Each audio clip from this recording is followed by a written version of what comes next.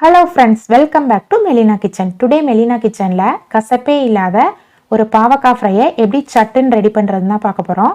வாங்க இந்த ரெசிபி எப்படி பண்ணுறதுன்னு பார்க்கலாம். அதுக்கு ஒரு பேனில் 1 டேபிள் ஸ்பூன் எண்ணெய் சேர்த்துக்கோங்க. எண்ணெய் நல்லா சூடானதும் 1/2 டீஸ்பூன் சோம்பு சேர்த்து சோம்பு நல்லா பொரிஞ்சதும் பாதி சின்ன வெங்காயம் ப்ளஸ் கருவேப்பிலை சேர்த்து அது கொஞ்சம் சாஃப்டானதும் இந்த ரெசிபிக்கு தேவையான அளவுக்கு உப்பு சேர்த்துக்கோங்க.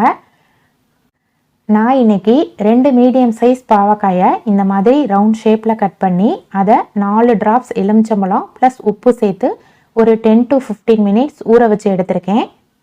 நம்ம இதில் சேர்த்துக்கலாம். சேர்த்துட்டு நல்லா 1 நிமிஷம் வதக்கிக்கலாம். இப்போ பாவக்காய் நல்லா வதங்கிருச்சு.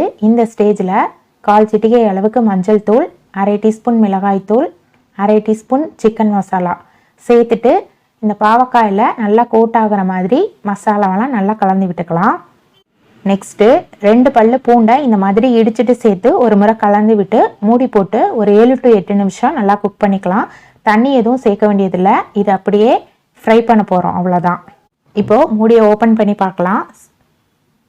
சூப்பரான பாவக்காய் ஃப்ரை ரெடி ஆயிடுச்சு. நீங்களும் இந்த ரெசிபியை உங்கள் வீட்டில் ட்ரை பண்ணி பாருங்கள். ட்ரை பண்ணி பார்த்துட்டு உங்களோட கமெண்ட்ஸை ஷேர் பண்ணுங்கள். மறக்காமல் மெலினா கிச்சனை